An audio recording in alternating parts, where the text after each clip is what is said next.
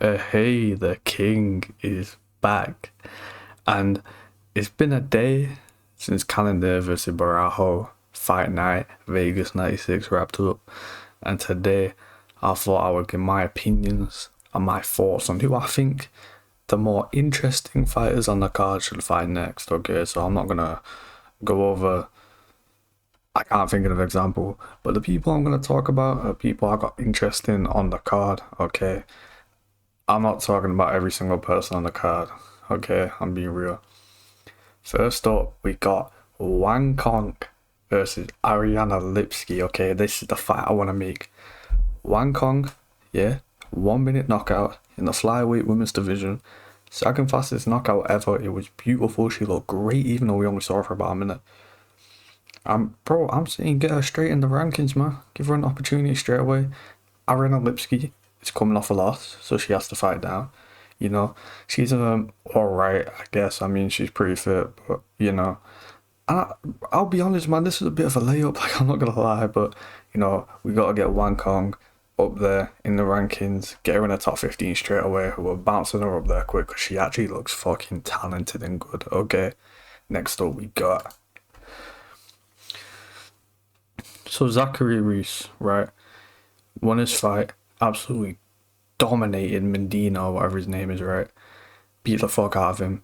30-26 in my opinion. First round, 10-8. Medina embarrassed himself. Great performance by Zachary Reese. Won every round. And I'm thinking he needs a step up of some guy who's like 2 fights away from the rankings, okay? I think, Christian Leroy Duncan's coming off a loss. He has to fight down. And I think this is a very interesting matchup of strikers. Christian Leroy Duncan, I think, is a lot more technical striker. But Zachary Reese is a lot more of a bruiser. I'd say he's a lot more powerful. Maybe even, I was going to say more athletic, but they're athletic in different ways. Christian Leroy Duncan, very fast, very balanced. Where Zachary Reese is very burly and strong. And I think this would be a very interesting fight on the feet. I think it'd be very fun. If Zachary Reese wins this, he wins this, has one more fight outside the rankings, and we give him a top 15 matchup. Christian Leroy Duncan wins, he wins this, he needs 2 more, then he'll get a top 15 matchup because, he's coming off a loss. Anyway, next up we got GM3, okay, was getting battered by Edmund Shabazian, right? Because Edmund Shabazian is a drool baby, okay? He's stillborn, right? Zero brain. He was on the ground with GM3 and he got tapped out because he's stupid. GM3 called out Paul Craig. I agree with that. I think it's a fun jiu-jitsu match, okay? 2 guys who are very good ground specialists, both are dog shit on the feet, so even if we do get a stand-up match, which, we probably won't, hopefully it'll just be a low-level fun slugfest, you know what I mean? And bro, it's a good call out, man. GM3 just beat a young guy, and Paul Craig is just outside the top 15. This is a great matchup, in my opinion, man. I think it'll be fun either way, wherever the fight goes. So next up, we got Emma Shabazian getting beat by Paul Craig. Okay. And, bro, and in my opinion, he should fight Cedric Dumas. Okay. So if Edmund won this fight, he would have probably got a fight in the top 15, or he would have had one more fight. Cedric Dumas is a bit further away. I don't think Cedric Dumas is great. I don't think Edmund Shabazian is great either. If I'm being honest, I don't see either of these guys, having much of a hope of really doing anything in the UFC. I know Edmund's very young, but I just don't think he's that good. But Edmund has to fight down. And Cedric Dumas is coming off a win. So, and his loss, he got eye poked. And it should have been broken up, but he got TKO'd. So, yeah. Next up, we got, I'm feeding into the Wolves. Like, I'll be real, like, this is a layup. Okay, we got Neil Magny, lost to Michael Morales, got KO'd in the first. Bro, we gotta get Carlos Prates in the rankings, man. Okay, I'll be completely honest. This is a setup. I'm setting up Neil Magny to lose, and I do not care, okay? We want Carlos Prates we want him to rise, okay? We want to get him in the top 15 straight away. Give him Neil Magny. Bro, even though I'm setting up Neil Magny, if he wins this, then a fucking massive underdog win. And then Neil Magny, bro, he's that guy again, you know what I mean? Like, that's fucking GOAT gatekeeper.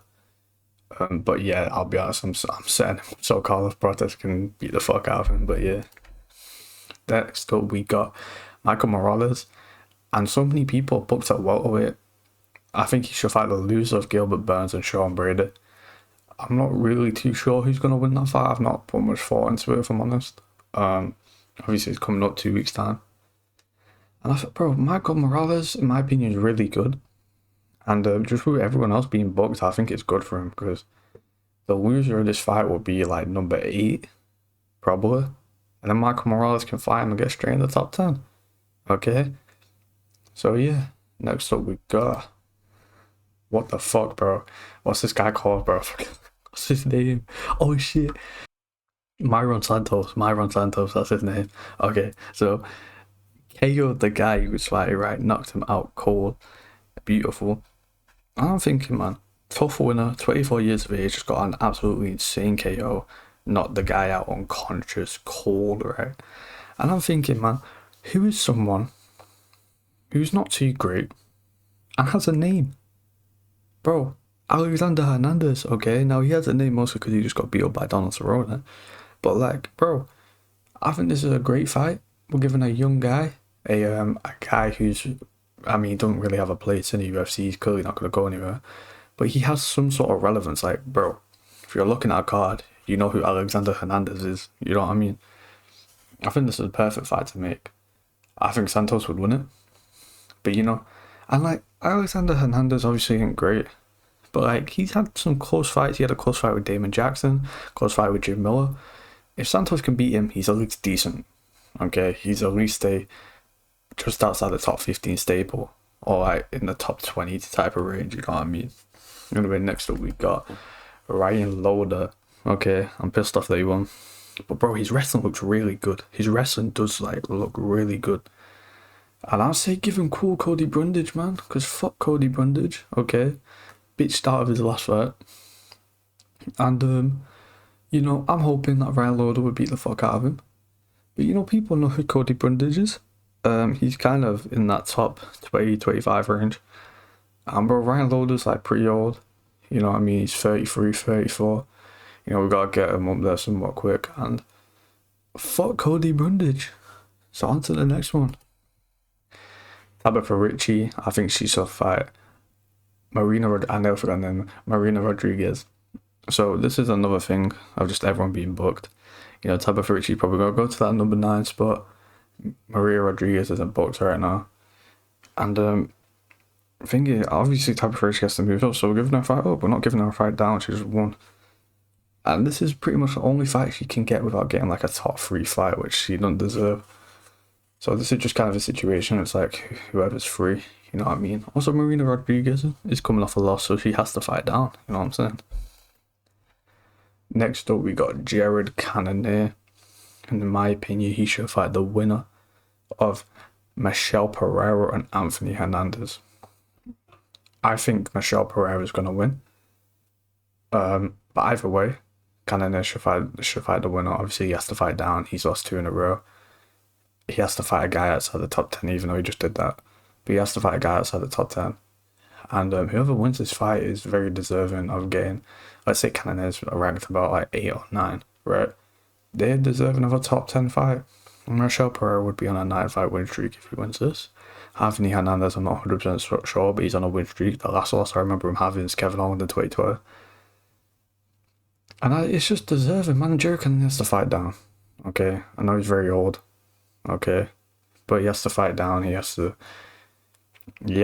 put on like a 4-fight win streak, man, if he wants to get back up there again, you know what I'm saying?